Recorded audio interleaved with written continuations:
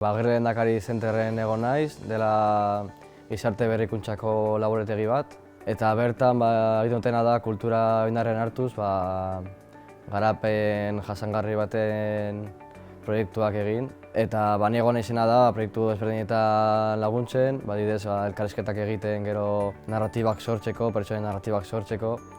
Egonez bere mapea egiten agenteena edo akzioena.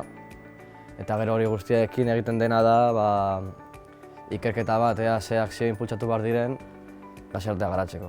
Han nintzen bat gehiago eta nintzen praktiketako ikasle bat. Oso baliagarria izan da ikusteko ze lan mota gauzatu alditudan, gradua egin eta gero. Hori azkenean gradu berri bat denez pixka bat galduta zaude, igual lan mundura begira, eta praktikak egiteak ere laguntzen zaitu hori ikustea. Ikasi dut elkarrizketak egiten, elkarrizketa asko egin dutudalako, jendearekin hurbilago egon naiz, eta hori, arazoak igual hurbiletik ikusi ditut, eta hortik asko ikasi dut, eta hori, gainera begirada globalare eman dit, proiektuak mundu zutin zehar dituztelako, eta hori asko irekitzen dizut begirada.